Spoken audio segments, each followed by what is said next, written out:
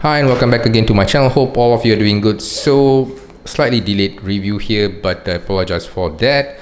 Now the Nokia 3210 4G was announced in May, was teased in March, and is finally right here.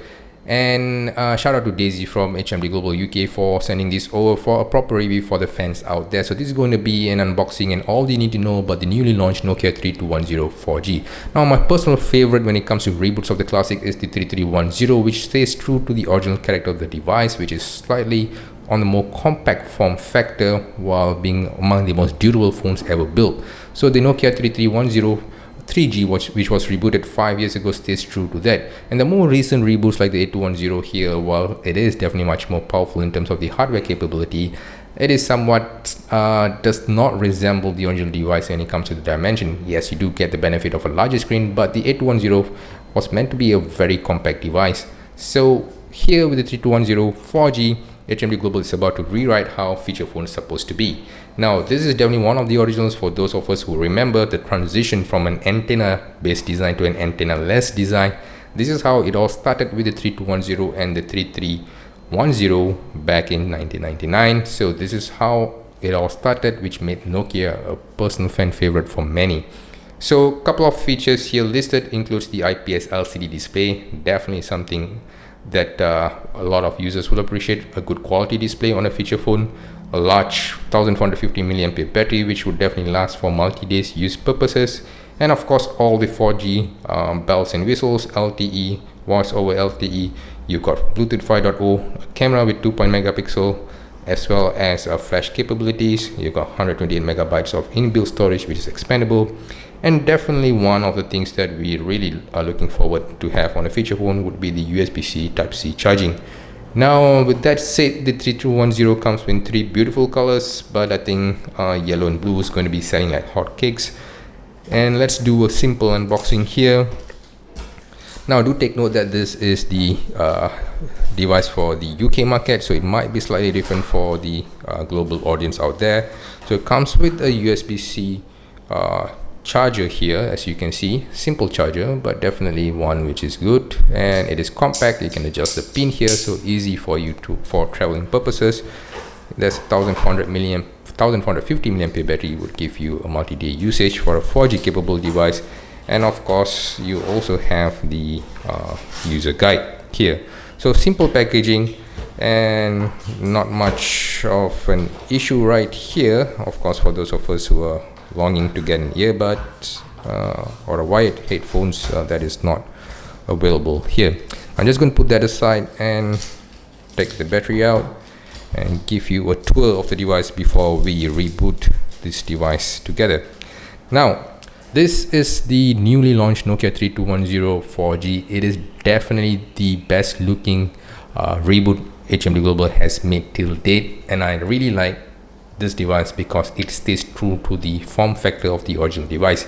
You can't go wrong by guessing this is definitely a reboot of the 3210 by just the back panel of it. So definitely a beautiful design. Now one thing if you've not noticed by now is how shiny it is. It's not glossy, but it's shiny because this is having a metallic paint job here. Most of the reboots here, as you can see, both these devices here have a more matte finish to them, but the 3210 comes with this beautiful metallic glow that makes it really outstanding.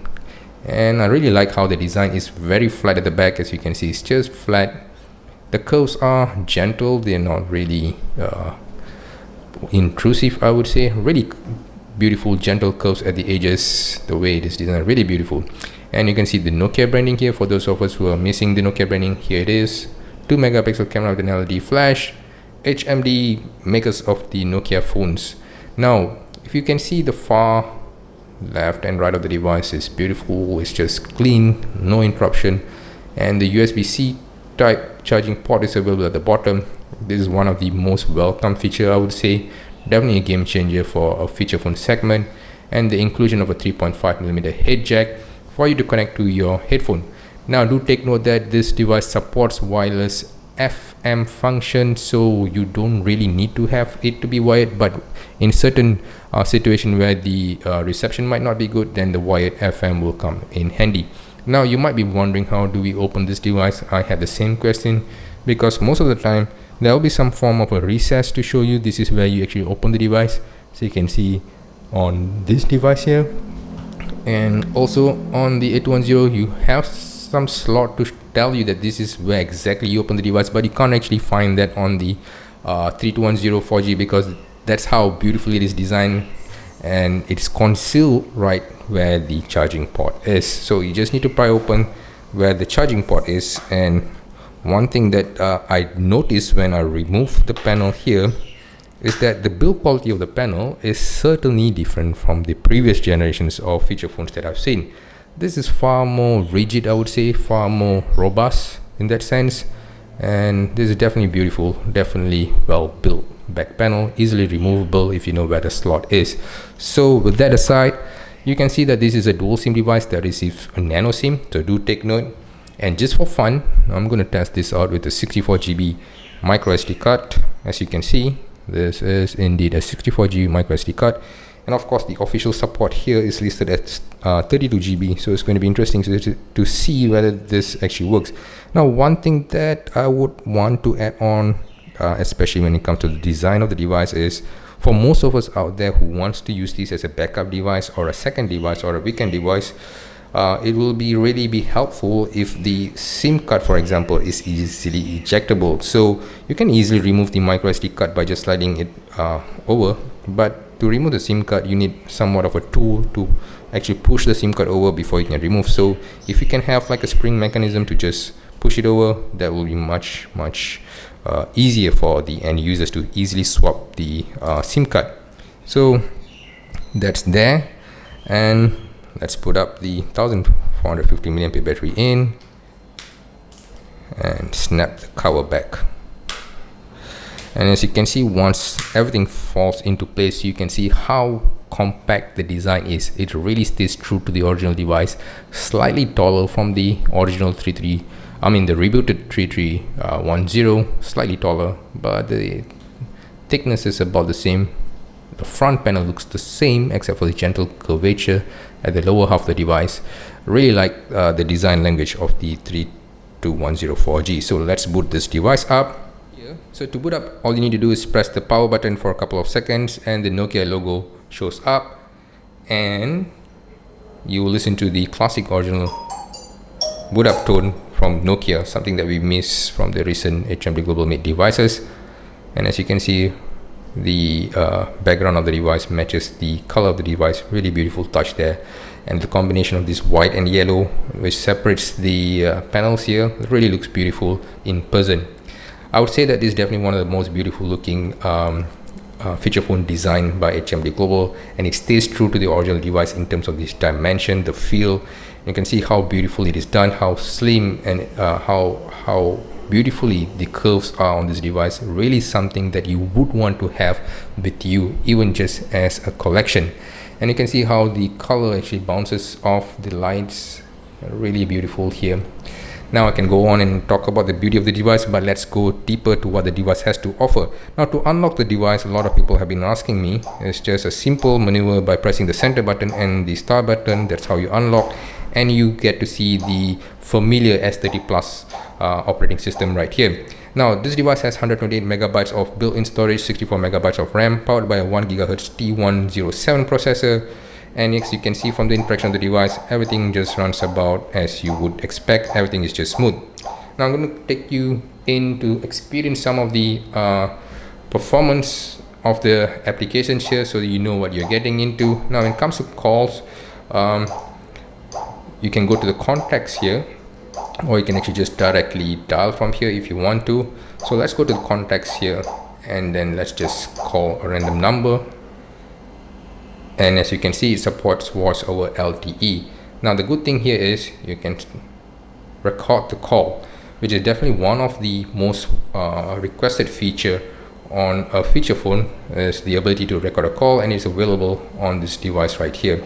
So to cancel a call, just press the cancel button and the call will end. Now when it comes to contacts here, of course, one thing that you would appreciate is the ability to sync your contacts via Bluetooth, especially if you're coming from an Android device, so you can actually sync in. So that is available right here. Now The browser is definitely something that you would enjoy using, because this is actually powered by Opera Mini, which is definitely the best browser that you're gonna use on a feature phone, because the way it compresses the data and all that, it makes everything much easier on a smaller screen. Now that is how it is. Let's go to Google. Let's search for Nokia. So typing, as I've said earlier, the typing experience on the 3210, as you can see, is very fast even for a feature phone. And the way Opera Mini behaves on a feature phone really complements the hardware. You do get an enjoyable reading experience. For those of us who have evolved with phones, we will know how important Opera Mini is in our life back then. Now I have to say that the typing experience on the 3210 4G is far superior than the Nokia 3310, because the keypads are larger, they are more widely spaced apart, and it is raised higher than the 3310, so you do get a better tactile feedback, and I would say among the best I've tried on a feature phone. Now camera here is definitely one of the highlights of the device. The 2 megapixel camera with the flash support here is really interesting, because it does have the capability to capture images, portraits, and as well as videography. Now one thing I really like here is, despite being a feature phone, you do get to have manual controls over certain parameters here, and also you have certain filters that you can actually use to sort of play with when you take your photos, even on a feature phone like this. And it is really beautiful that all these features are available on this device, so it makes even a simple task of taking pictures as an enjoyable experience even on a feature phone like this.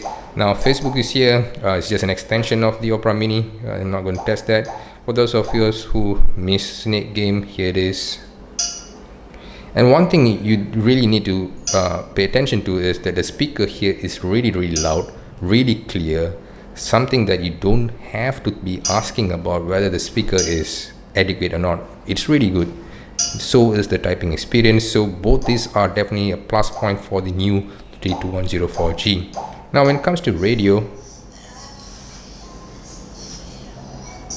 so I'm just going to mute this for any copyright matters, but you can see that even despite me being in a closed environment, you can still get the reception on. And in a very difficult situation, you can always use a wired option, but the wireless FM works brilliantly well. You can go for auto tuning, or you can even set the frequency that you want. So I mean, that's how you do it. Let's go, let's see where it is. 92.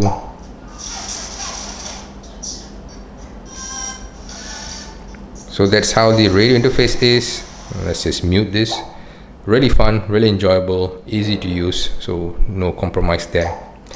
Now videos is something that you want to use, especially if you record a video. You can actually play back here on this device, so they'll show up here when you record.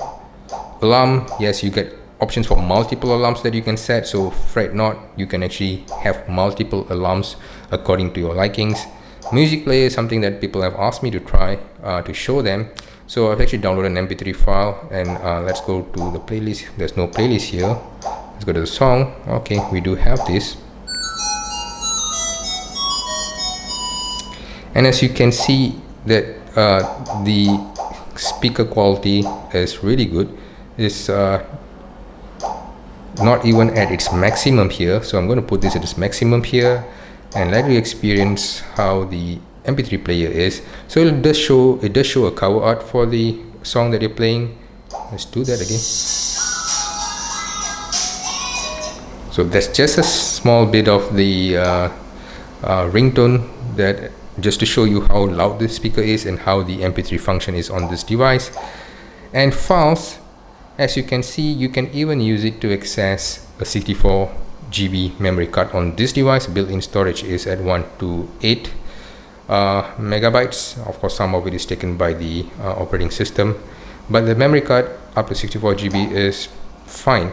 Now for those of us who are requesting to know more whether this device can install any Java based application, I have one here to show that you don't actually have the rights to open the file, which is sadly something that I wish HMD Global would rethink, to give us the opportunity to try out certain applications of our likings.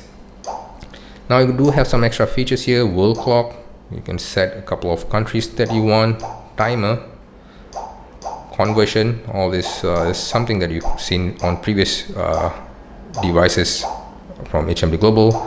Calendar, torch, this is how the torch function is, really cool and handy. Counters, recorder, so this is just a voice memo. If you want to do, you can do that too. And speaking about calendar, this is definitely an offline calendar, but something that you can add an event to it, and you can set a reminder, location, ringtone, so it'll ring to let you know when the reminder of the event is up, and you can put notes. But this is an offline calendar, so it's pretty much something that you might want to take note of, so it doesn't sync with your Android calendar, which is fine for me. Now speaking of games, you do have other games that you can try, especially for the UK variant. Here you got a couple of games that you can try before you purchase, which will be definitely charged to your card, to your bill. And let's go take into the system here. So this is how it is. You can actually block calls that you don't want, block numbers that you don't need, and messages. Of course, I've not shown you the text message exactly how to type, but just to show you, you can have good experience thanks to the built-in predictive text. Hi, how are you? So easy to type, one of the best typing experience I've had on a device so far, and definitely something that a lot of us would appreciate using. When it goes to connectivity, you've got Bluetooth 5.0, so you can actually connect to your Bluetooth earbuds and listen the music that you want, and you can choose the type of network that you want, just 2G, 3G, or all the way up to 4G. There is no options for hotspot for those of us who are wanting to use that features, so that's something that you want to take note of. Security, you have key guards and all that. So personalization, you can change the background and whatnot. Now one thing that you need to know is that you do have battery optimization feature here. Basically it just limits the charge up to 80%, thereby you do have a better battery health for long-term usage purposes. And you do have voice over LTE support that I've shown earlier, and you also have power saving mode. So the power saving mode is something that you can on and you can also set it to on now, or you can turn on automatically at a designated charge, for example 20%, 15%, or 10%. Now there's something called as cloud features. The cloud features allows you access to certain Google services like YouTube Shorts and a couple of other things like BBC News, but those are market dependent. It is not available in China, it's not available in the Europe, it is available in certain Asian Pacific countries. Now I reached out to HMD Global to ask for the reason behind this. Is because for markets like in Europe, the emphasis of this device is mainly for digital detox purposes, so they don't want or they don't need an access to watch YouTube, for example. And for China, it's obvious because certain services are restricted there. And for the rest of the markets like India and whatnot, you do get access to cloud apps, so that gives you more features on your device. So that is definitely something of a plus point. But again, I would wish that HMD Global gives us the flexibility to decide whether or not to have that on our devices. So another thing that a lot of people have requested me is to show the shortcuts on the device. So you can see that there are shortcuts that are pre-designated here. So from here you can easily access the text message, calendar. You can also go for your contacts down there, and you can open the recently open apps right here by clicking up. Now if you want to let's say if you want to go to set your let's say this is a camera. I'm not going to the camera here. Okay, let's go to volume, for example. You just press the power button again, and you can actually either switch off or increase the volume. So something that you want to take note of to switch off the device or to change the volume is through this button right here. Now this button gives you access to easy access to certain functions here. So this is what it is. Now all this keypad here, you can assign certain numbers for you to easily access with a single click. So that's something that you want to know. If you want to sign in your device, press and hold the hashtag button and it goes into a silent profile and you can unlock it here. All right, so if you want to browse the net, for example, press 0 and press and hold and it will bring you to the browser. So I do hope that this is pretty much a very clear demonstration of how the Nokia 3210 4G performs. Really beautifully crafted classic device, I would say. Definitely one that I would want to have in my collection, and definitely I'm sure all the fans out there would definitely enjoy using this device. So this is a quick unboxing and all you need to know about the Nokia 3210 4G. For those of you who do have any questions to ask, do shout out in the comment section below or reach me on in Twitter. I would happily answer all the questions that you have. And till then, hope to see you in the next one. Do stay safe and take care.